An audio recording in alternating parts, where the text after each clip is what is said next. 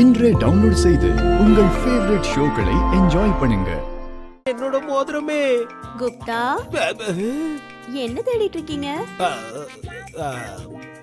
அது ஒண்ணும் இல்ல பாலகி. ஆஹா, ஒண்ணுமே இல்லைன்னாலும் விழுந்து விழுந்து தேடுறீங்களா? அதெல்லாம் இருக்கட்டும், வீட்ல எல்லாரையும் ஒரு வாட்டி பாத்துட்டு வந்துட்டேன். நம்ம கிளம்பலாமா? எங்க? உங்க லோகத்துக்கு. ஆட, போலான்னு சொன்னா அந்த பக்கம் திரும்புறீங்க. வாங்க போலாம். ஆனா ஓஹோ, உங்க மோதிரம் இல்லையா?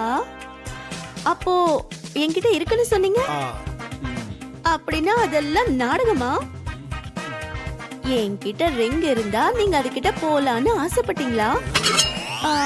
என்கிட்ட இருந்தா தானே குப்தா உங்களுக்கு அது கிடைக்கிறதுக்கு. நீங்க எங்கயோ தொலைச்சிட்டு இங்க வந்து தேடுறீங்க. என் மோதிரம் எங்க இருக்குன்னு எனக்கு நல்லாவே தெரியும். நீங்க அத பார்த்தத நானும் பார்த்தேன். ஓஹோ, அப்போ இங்க தானே இருக்கணும். அப்ப ஏன் இங்க இல்ல? நீ இடம் மாத்தி வச்சிட்டேன்னு எனக்கு நல்லாவே தெரியும்.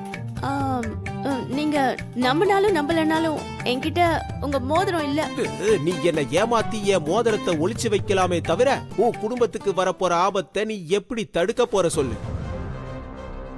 நீ இப்ப ஏமாத்திட்டு இருக்கிறது என்ன இல்ல பாலகி, உன்னையே நீ ஏமாத்திக்கிட்டு இருக்க. நீ இங்க இருக்கிறதுனாலதான் உன் குடும்பம் சந்தோஷமா இருக்குன்னு பிரம்மையில இருக்க பாலகி. விதியை எதிர்த்து நிக்கிறதுனால உனக்கு நஷ்டம் ஏற்படுமே தவிர லாபம் ஏற்படாது பாலகி.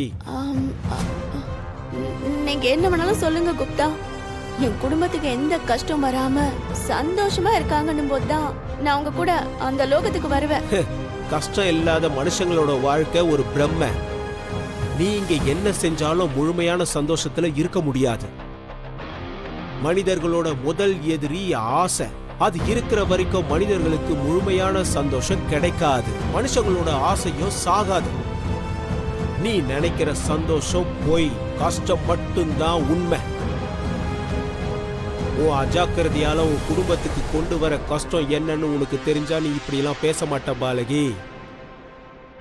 ஒரு கண்டத்திலிருந்து தப்பிச்சிட்டோன்னு சந்தோஷப்படுறதுக்குள்ள இன்னொரு பிரச்சனை எதிர வரும். என் மனசுக்குள்ள ஏதோ தப்பா சொல்லிக்கிட்டு இருக்கு. அத முதல்ல புரிஞ்சுக்கோ பாலகி. நடக்க கூடாது எதுவும் நடக்கிறதுக்குள்ள நாம நம்ம லோகத்துக்கு போயிடலாம் வா.